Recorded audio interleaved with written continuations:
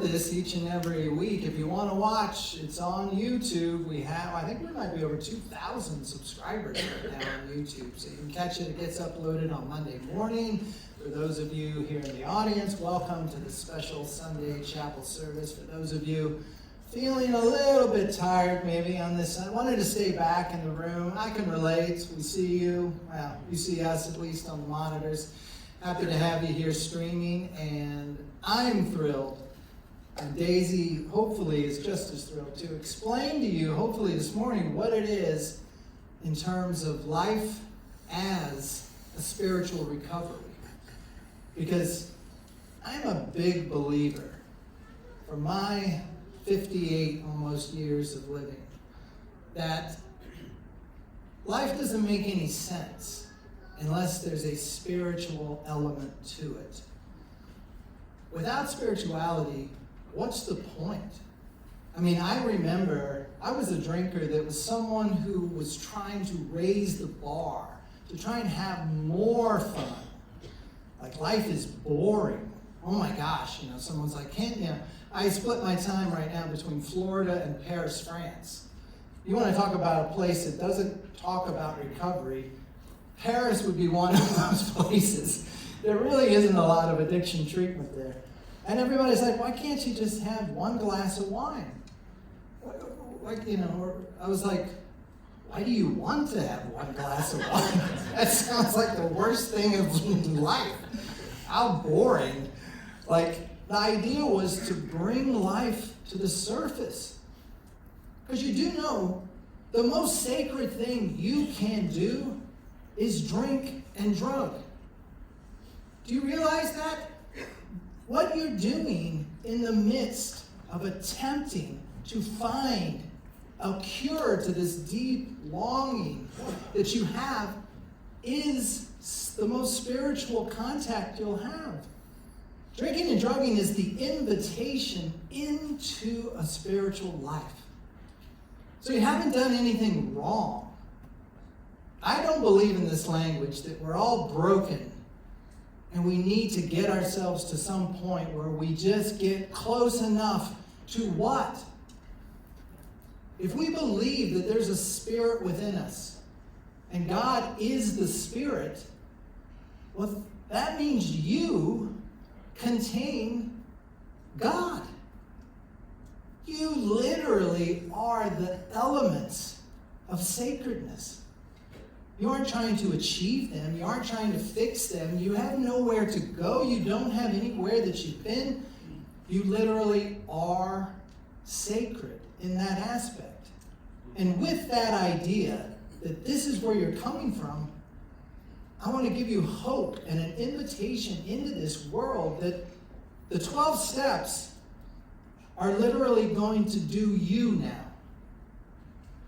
If you become the spiritual being that you are, the 12 steps become a revelation.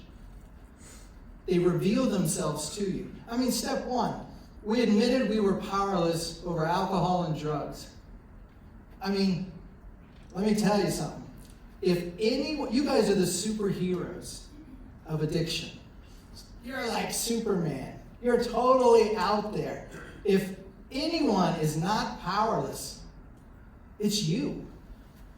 You took it to the limit. I mean, someone who has 2 glasses of wine, that's not showing, I'm fine, That's not showing power. When this stuff hits our system, we feel at home. We're finally like, now life is starting to make some sense. And then we go, and then it starts to not make some sense. But that's the point of it. That's the invitation. Because you're dealing with trauma. Now we know so much about trauma in today's world. You know what they say the most traumatic experience will be in your life that every one of us has had? When you're born. When you're born, you have the most traumatic experience. From that point on, you are suffering from trauma. And what trauma is that? That's separation.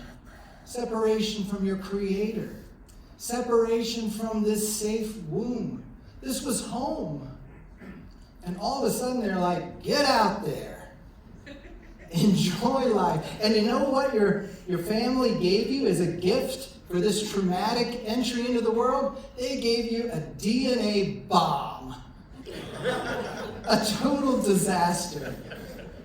You inherited this nice, what I like to call, bleh. That's what you got. So I love it when we're the patients, we're the addicts or whatever, and everybody's like, can't you get it together? And you're like, who gave me this genetic structure? What ancestral garbage is this that I got? What the heck? That's what you're dealing with. You didn't ask for this. Oh yeah, your uncle, we forgot to tell you, he drank himself. You're like, wait, what? How many stories do we get like this from family where you're like, wait, what? What happened? That's what you've got. You're born into this element, and so the entire family, this entire structure is what is in need of this love. Because it's not just you, it's not just your parents, it's not just them. They say in recovery, when you do your healing, it goes back 2 generations and forward 2 generations. I'm not entirely sure how that happens, but I know it from my kids that they have changed based on the way that they've seen me change. I mean, it was traumatic for them. I spent Thanksgiving 2017 here. This is where my daughter came to have Thanksgiving with me. And I will say the food here is very good. I'm impressed. But you know how strange that was? There was something right about it. And that's the heart of this conversation. What's normal for you is not natural. What's normal for me wasn't natural. And what's natural for you isn't normal. That's just the way it is at this moment. But as you allow yourself to this spiritual guide enter and be felt and become aware, you literally embody recovery. I don't do recovery. I'm just me now. I don't want to drink. It sounds awful. That's just the way it is for me. But this invitation for you is to be yourself. And that's why this is so important, because I know from being in here, half of us are not going to quit. That's just the way it is. So when your time is ready, it's your time. But it might not be your time. And so a lot of us are in here for reasons that are not entirely our own. And we're like, you know what? I can't see a life without drugs or alcohol.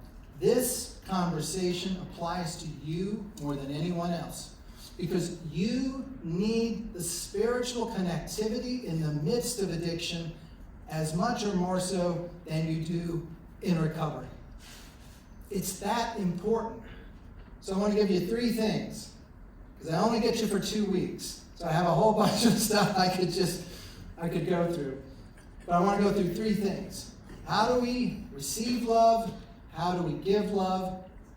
And how do we become love? And that's one reason I brought Daisy, who every time I put this vest on her, she goes to sleep, which is interesting.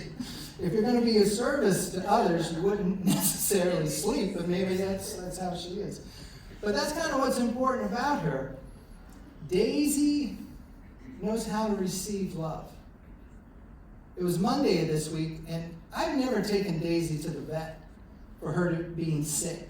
I've taken her for shots or whatever, and I don't know what was going on Monday. But she was puking and eating grass and wandering around the place. Looked like she was drunk. I mean, she was just kind of bumping into walls, licking everything. I'm like, something's wrong. So I took her to the vet, and they ran these tests, x-rays, they do all these samples, and it came back, well, we don't know. We have no idea. They're like, just take her back home and love on her. And I was like, oh my gosh.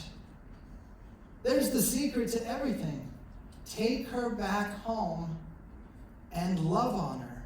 Can you see that that's your mission for yourself?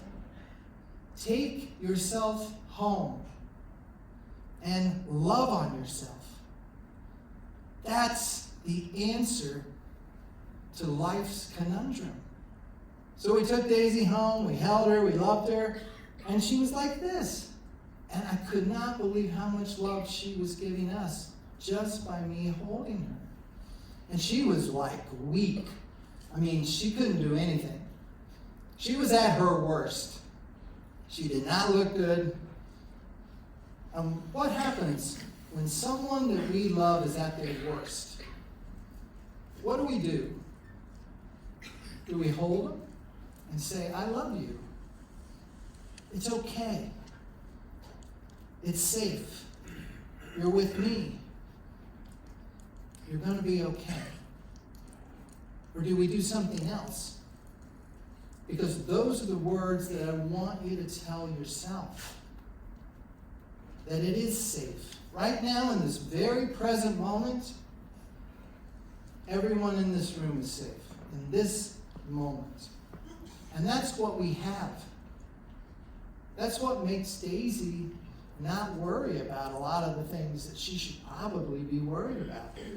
Because for her to receive love, she's just in the moment. And I just hold her. She's not thinking about, what did I get wrong? Oh, 3 years ago, I really shouldn't have eaten that shoe. That was terrible. Why did I have to go up and bark at the mailman? What made me do that? Daisy doesn't think like that. Can you see that Daisy in the moment can receive love? And when she's at her worst, I get to love her at her best. My son had an incident. My son's going to turn 20. He decided one night a couple years ago that he was going to go driving late at night. And, maybe he had a little too much to smoke.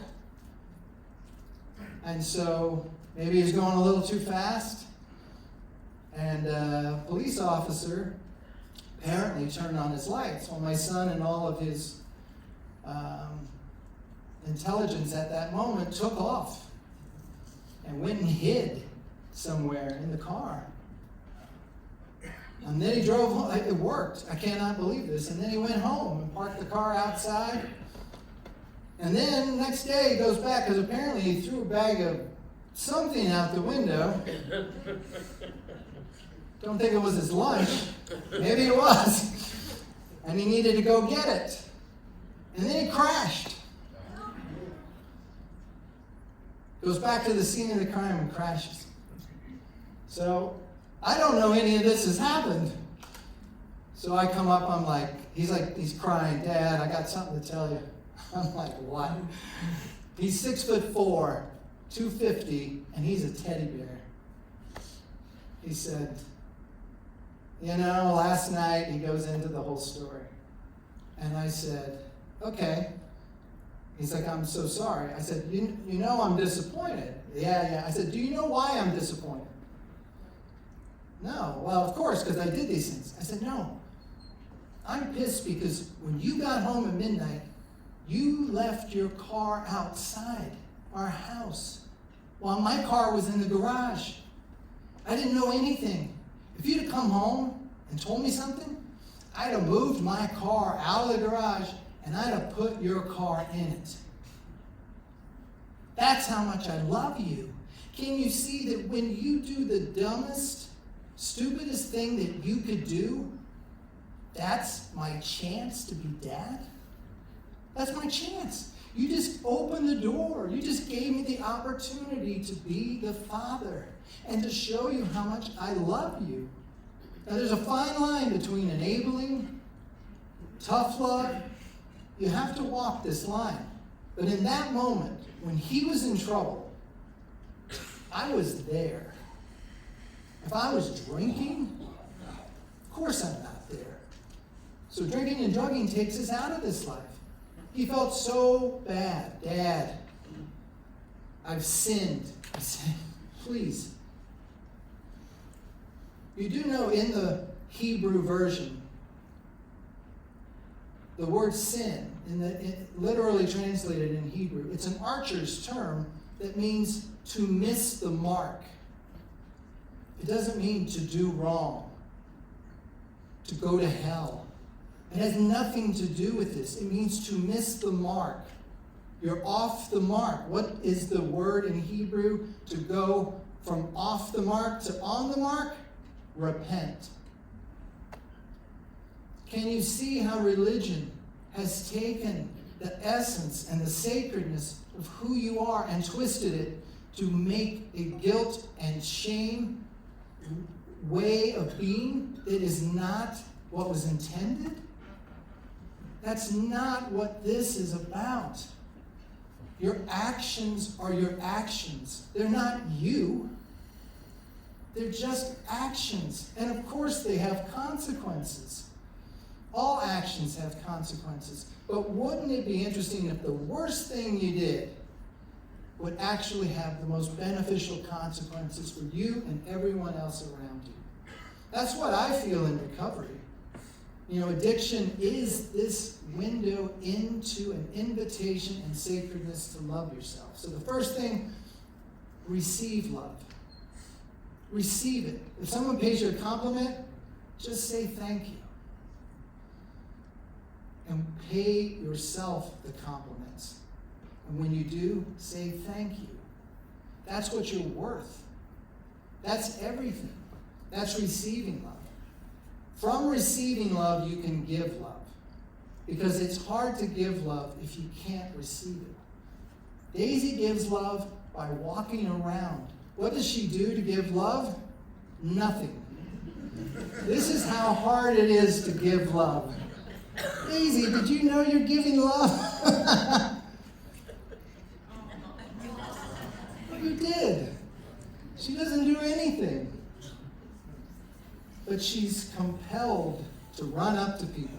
At the airport when I was flying from Miami, everyone was coming up. Oh my gosh, what a cute dog. It changes everyone. You know, you'll see somebody's face and it'll be like this. Then they see Daisy. Oh my gosh. Like that. Just like that. It changes everything. And you'll feel it. You'll feel compelled. I was walking yesterday around Penn Ave, and close to where I'm staying, there's a church. And on the church sign, it said a 9-year-old had had a heart attack and a stroke and had been in CHOP, the hospital, for almost a year and was coming home. And so they were doing a bake sale, yard sale inside the church for, her name's Mia. And I was like, all right, I got to go in. So I just went in there and got the story of this girl who I have no idea how, no one knows how she caught this strange virus, but it literally killed her. They had to amputate her toes. Like, she's 9. What did she do to have that happen? She didn't do anything. What do we do when we see something like that? We give love. That's all we can do. I gave him $40 for pumpkin cookies. I've never spent that on pumpkin cookies in my life. That's what you do. And Daisy walked in there and people were going crazy. Oh my gosh, Daisy. It's love. That's all there is to it. My daughter's name's Mira. And I just walked out of there and thought, if Mira was 8 or 9 and was in CHOP for a year, I don't know what I'd do. Like, I guess I would just break. At which point I would need people to hold me. You need to be held and allow yourself to be held so that you can give that love to others. It's literally the essence and the way that we connect is to show yourself to yourself and to others. And just be that. Just be you. That's what everybody wants. The real you. The person that's already in there. And that's the third piece of this that I want to say, is that there's a story that you have about yourself. I'm sure there's a story you tell yourself. Well, he did this, and then she did that, and then this happened, and then that. You do know that's not you. You do know that's the story of you that you've witnessed your whole life. But why are you making up a story? Why are you the one that gets to decide that that's good or that's bad? Why is there a dualistic element to who you are? You're not that. You're literally just you. In this moment, your body, your energy. You know, they say with energy, it can't go away. Somehow, energetically, you were somewhere. Now you're here, and you're going to go somewhere. That's you. All these other things and actions and this guilt and shame and remorse, it's not you. It's just you reflecting on you. It's you having an awareness of who you are and deciding who that is. Well, who's that? Daisy doesn't have a voice. She's not making up a story about herself. I don't know anything about most of you. And there is a love I can see that is in this room, a support, a caring system, because we're together energetically. We're here to support each other. Everyone wants to know how they can help. And I get it. Families get tired of helping because it seems endless. But let's don't forget the DNA ancestral bond that we were given. This is an entire way of being. All of us together, holding each other, being with each other. It's not about my recovery, your recovery. You're this, I'm that. It doesn't exist. There's a togetherness that we feel in the music, that we feel everywhere. And so I'm going to leave you with a tip that's called spiritual regression. And this is what I see a lot in the counseling sessions. Spiritual regression is a way to reintegrate yourself. They say that we are fragmented, that there are pieces of us in all these different areas of life. And all of those pieces of you need to come home to be with you. So when you're triggered, you're feeling something. That's the invitation for you to say, how old do I feel? How old do I feel? What do I remember? In that invitation, there's probably a 5 or an 8 or a 10 or a 12-year-old you that is scared. Scared to death. And for good reason. That is the person that needs you most. Because at this stage of your life, you're the only one that can parent that child. Because you know what happened. And you know it's not life or death. Because here you are. You made it. We made it. So you say to yourself as that child, listen, I get it. Tell me why you're scared. And then you hold him like this, like Daisy. And you hug him. And you say, it's going to be okay. I know it doesn't seem like it, but it's going to be okay. It's safe. Come with me. We're going home. This journey is about going home. The steps are about going home. Life is about coming home. That's why here in this moment, I hope it feels a little bit like home. Because that's where life makes sense. And as we get older, we start to see that all our actions and all the things that we do and all this stuff at the end of the day, it doesn't really matter. What matters is we go home and be safe and hold ourselves like I hold Daisy right here. I can't wait to see each of you this week If you want to talk more about spiritual regression, if you want to talk more about fragmentation like now, it's just a beautiful place to be that I can speak to in recovery, spiritual recovery, where you love yourself the way Daisy seems to love all of us. In the name of the Father, and the Son, and the Holy Spirit. Amen.